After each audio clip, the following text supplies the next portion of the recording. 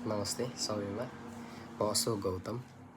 यतिखेर रातिको ठ्याक्कै 12 बजेको छ र म चाहिँ एउटा फोनको क्यामेरा अगाडि मलाई नै हेरिरहेको छु। सुन्नुभयो नि? ठिकै सुन्नुभयो। मैले मलाई नै हेरिरहेको छु। आजदेखि म दिनको 1-2 घन्टा आफूलाई दिन खोजिरहेको छु। यो च्यानलमा म अरूलाई सिकाउन होइन, आफैसँग सिक्न आएको हुँ। यदि मेरो सोचले तपाईलाई पनि केही सोच्न बाध्य बनायो भने त्यो नै मेरो लागि ठुलो कुरा हो। आजको मेरो शीर्षक छ म। एक अक्षरको शब्द के यो म भन्ने छ नि, एक अक्षरको शब्द। तर यही शब्दले कसैको जीवन बनाउँछ त कसैको बिगार्छ। हामीले सधैँ अरूलाई दोष दिन्छौँ, समयलाई दोष दिन्छौँ, परिस्थितिलाई दोष दिन्छौँ। तर एक पटक पनि मलाई दोष दिन्छौँ त? पक्कै पनि दिँदैनौँ। हामी सधैँ अरूलाई दोष दिन्छौँ, तर कहिले पनि हामी आफूलाई दोष दिँदैनौँ, मलाई दोष दिँदैनौँ।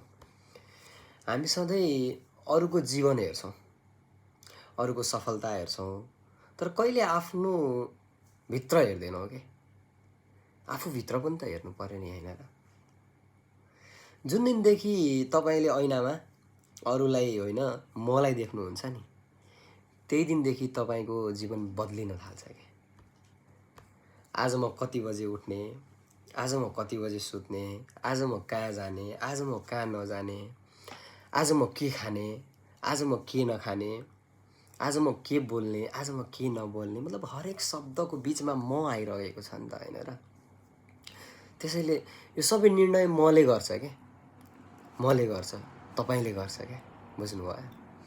यो तपाईले मलाई नियन्त्रण गर्न सक्नुभयो भने नि एक दिन यही मले तपाईलाई त्यहाँ पुर्याउँछ नि जहाँ पुग्ने सपना हजुरले देख्नु भएको छ के?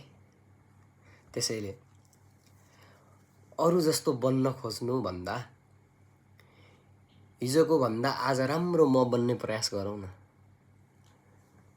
किनकि संसारलाई अर्को कोही होइन, तपाईको म चाहिएको हो।